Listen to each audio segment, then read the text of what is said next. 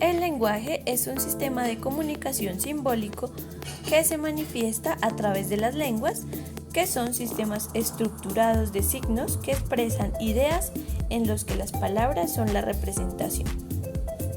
La expresión del lenguaje se realiza a través de la palabra y la escritura, mediante los órganos bucofonatorios y órganos musculares efectores de las extremidades superiores. El lenguaje tiene 3 niveles de mayor o menor complejidad. Los primeros son los monemas. Estas son las unidades de la primera articulación o unidades más pequeñas dotadas de significado. Pueden tener contenido semántico o función gramatical. Los segundos son los fonemas. Son unidades de la segunda articulación, unidades menores de sonido que constituyen una lista del idioma español formado por 24 fonemas. De su combinación surgen los monemas.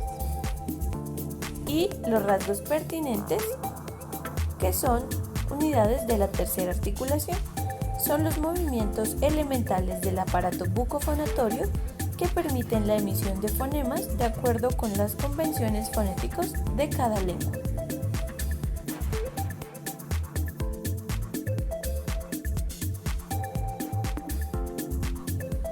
Diversos estudios de neuroimagen han señalado que la preferencia manual se relaciona de una manera clara con la lateralización del lenguaje. En un porcentaje muy elevado de personas con una preferencia manual derecha, aproximadamente el 95%, el lenguaje se lateraliza en el hemisferio izquierdo, mientras que en un porcentaje menor, las personas con una preferencia manual izquierda, aproximadamente del 60%, el lenguaje se lateraliza también en el hemisferio izquierdo. Hay estudios que manifiestan que las personas con preferencia manual izquierda existe tendencia a mostrar el lenguaje distribuido por igual entre los dos hemisferios cerebrales, algo que en muy pocas ocasiones se da en las personas con una preferencia manual derecha. En la mayoría de las personas con preferencia manual derecha, el hemisferio izquierdo parece fundamental para la comprensión y producción del lenguaje oral y escrito.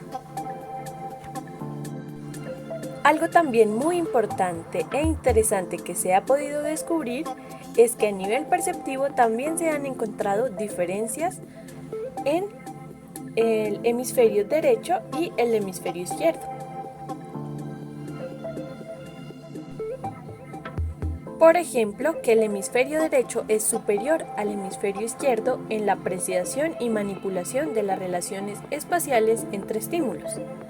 Así, las lesiones del hemisferio derecho ocasionan problemas en tareas de memoria espacial, en el juicio de orientación de líneas o en la visualización de rotaciones espaciales. Y el hemisferio derecho parece especializado en la percepción de la forma global de los objetos, mientras que el izquierdo parece estarlo en el análisis de los detalles que conforman un determinado objeto o figura. Otros estudios también han comprobado que la percepción musical parece estar lateralizada en el hemisferio derecho.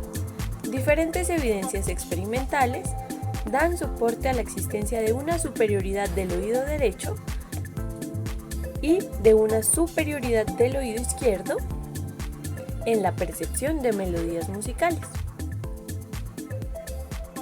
Bases neurobiológicas del lenguaje. La historia de la lateralización de funciones y diferentes aspectos históricos de la locación del lenguaje se iniciaron a raíz de los trabajos de Paul Broca y de Carl Warner.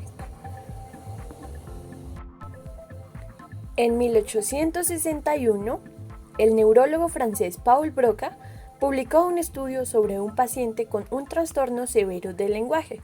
2 años después, también publicó otro estudio que recopilaba los expedientes de 2 docenas de pacientes con problemas de lenguaje similares, que presentaban lesiones en la tercera circunvolución frontal del hemisferio izquierdo. Esta región posterior ventral del lóbulo frontal pasó a ser conocida como el área de Broca. Posteriormente, el neurólogo alemán Karl Wernicke fue el que continuó impulsando los trabajos de lenguaje. Los pacientes de Broca y Wernicke presentaban problemas de lenguaje que se denominaron afasias, es decir, que tenían dificultades en la producción o comprensión del habla, a pesar de que tanto el aparato fonatorio como los mecanismos auditivos se encontraban preservados funcionalmente. Trabajos más recientes han permitido comprobar que, a pesar de que Broca estaba en lo cierto en su aserción básica sobre la localización y lateralidad de los aspectos sintácticos y léxicos del lenguaje, la lesión de diferentes regiones cercanas al área de Broca son las responsables de muchas de las afasias de producción. Estudios clínicos posteriores demostraron que algunos pacientes presentaban lesiones en las vías de conexión entre las regiones relevantes frontales y las temporales. Estos pacientes presentaban un deterioro a la hora de producir las respuestas apropiadas a una pregunta escuchada, incluso a pesar de que la comunicación fuera entendida por el emisor. Este tipo de alteración se denominó afasia de conducción. Surgió un modelo compuesto por 7 componentes anatómicos, el modelo de Wernicke-Geschwind. Según este modelo, el lenguaje resulta de la interacción de 7 estructuras del hemisferio izquierdo. Y el funcionamiento secuencial de estas estructuras nos permite producir y comprender el lenguaje tanto de manera oral como escrita. Otros estudios más recientes fueron llevados a cabo por Ogemann y colaboradores de la Universidad de Washington. Estos autores evaluaron diferentes aspectos funcionales relacionados con la comunicación humana. Por un lado, evaluaron la capacidad de las personas en el reconocimiento de fonemas durante la estimulación cortical.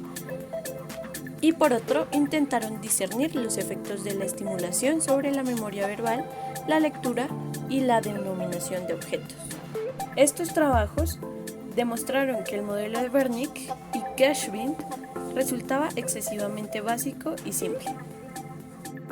Finalmente, cabe destacar los trabajos de Matter y colaboradores que sugirieron que el lenguaje se podía organizar en 3 sistemas neuronales claramente diferenciados por la cartografía cortical. Primero, el sistema semántico, que es el significado de las palabras. 2, el sistema gramatical, la estructura del lenguaje. Y tercero, el sistema fonológico, que es el sonido de las palabras.